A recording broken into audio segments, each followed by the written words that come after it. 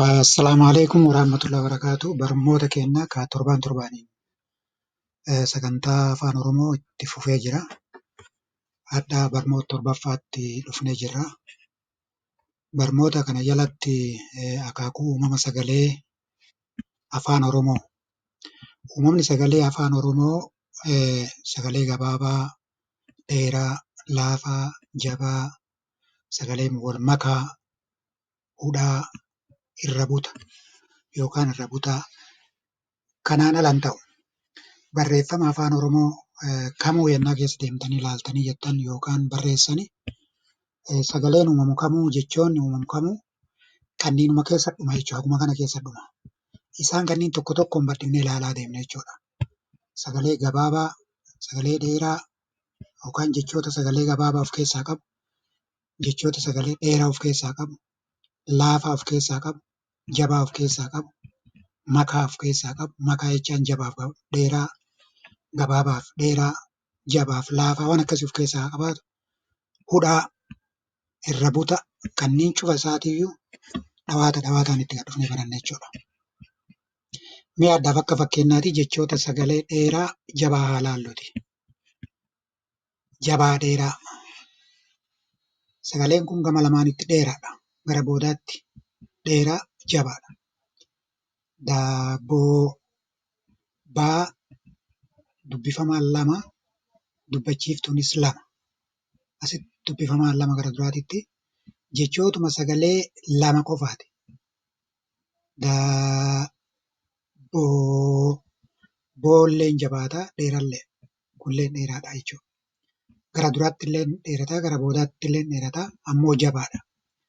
Caachuu, gaadduu, baattoo, doobbii, daakkaa, taakkuu, dhiibbaa, cuuphaa, jaarraa, eedoo,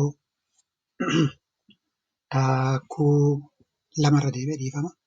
Boolloo, mooqqaa, doobbaa, duuboo, maarroo, xiiqii, xiillaa kanaaf kan kana fakkaatan hedduutu jira jechuudha.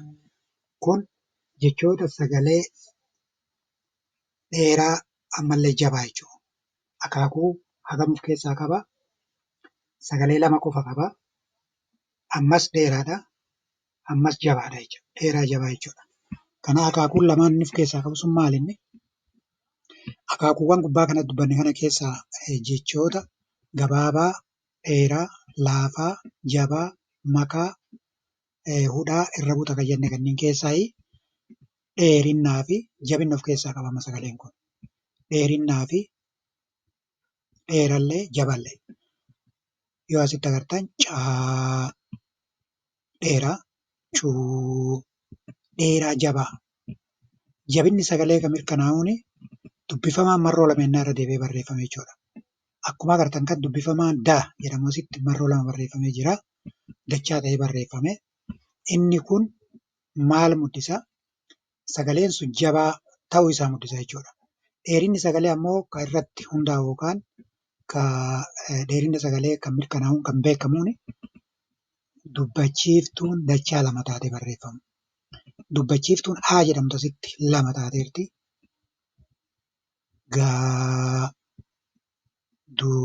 Asitti dubbachiiftuun lamatu boodarraan jira dheeraa. Gaadduu, baattoo, dhiibbaa, eedoo, jaarraa, xiiqii, xiillaa.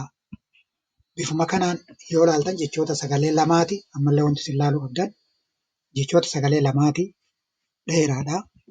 Ammallee jabaadha. Dheeraa jabaadha. Kanaaf marroo itti aanutti haga deemnee wal agarruufi ammaaf asumarra dhumataa jira.